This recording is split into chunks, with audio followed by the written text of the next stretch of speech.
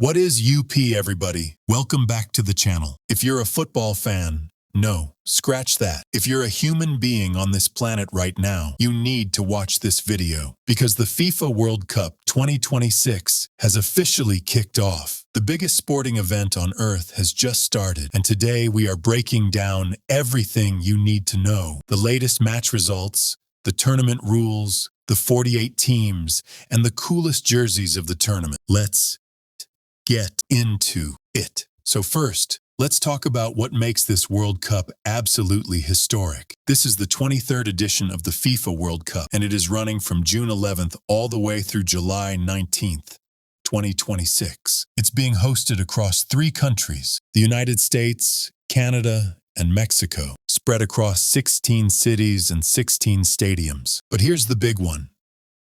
For the first time ever in World Cup history, we have 48 teams competing.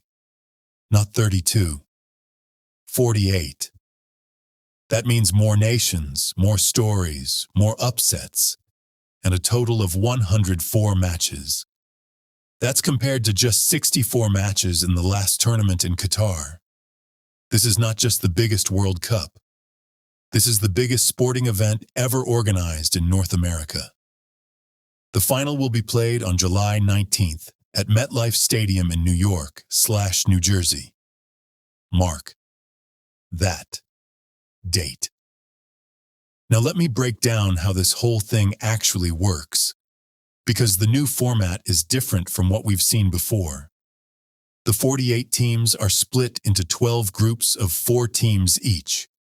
Every team plays 3 matches in the group stage, one against each other team in their group. The point system is simple. Win equals 3 points, draw equals 1 point, loss equals 0 points. Now here's where it gets interesting. In previous World Cups, only the top 2 teams from each group moved on. In 2026, the top 2 from each group advance automatically, but also the 8 best third-place finishers from all 12 groups also make it through.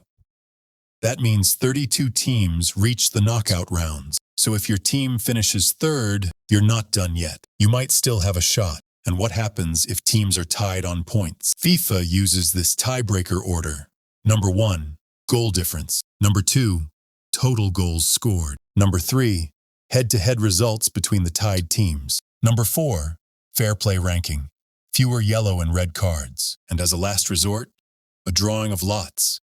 Now the knockout stage. Starting from the round of 32, it's pure single elimination. Win or go home. Every knockout match that's tied after 90 minutes goes to 30 minutes of extra time. Still tied? Penalty shootout. Simple, brutal, beautiful. This new round of 32 is one of the biggest changes in World Cup history. More games, more drama, more heartbreak, and for fans, more football. All right, let's get to the action. What happened on day 1? Match 1, Mexico versus South Africa, Group A, played at the iconic Azteca Stadium in Mexico City. And the first goal of the entire 2026 World Cup? It went to Julian Quiñones of Mexico, and the Azteca erupted. The final score? Mexico 2, South Africa 0. A dominant home win for El Tri.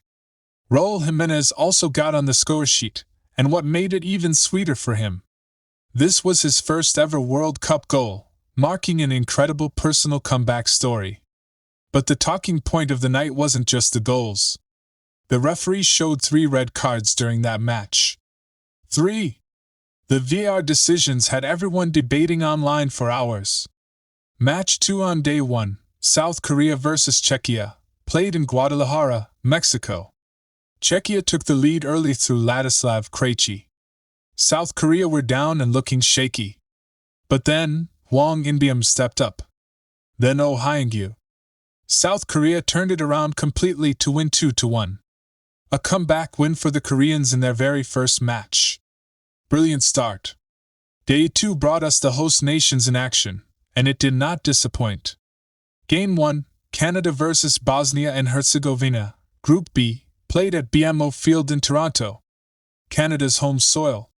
Their first ever World Cup match on home ground. Bosnia struck first, Jova Lukic with a powerful header from a corner kick. Canada were behind. The pressure was on. Then in the 78th minute, substitute Silly Larin, just 121 seconds after coming off the bench, slotted it home. 1-1, final score. Canada earned their first ever World Cup point. On home soil. Their fans lost their minds, and honestly, they deserved it.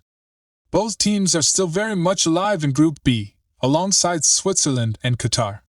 Then, the one everyone was waiting for, the United States vs. Paraguay. America's first match. SoFi Stadium in Los Angeles was electric, packed to the rafters. Insert result once confirmed, the U.S. mentee under coach Mauricio Pochettino kicked off their home World Cup campaign, and the stakes couldn't be higher. The USA is a co-host. They are expected to go deep. This is their tournament. Now, can we take a moment to talk about the jerseys? Because the kits at this tournament are absolutely fire. Let's start with Argentina.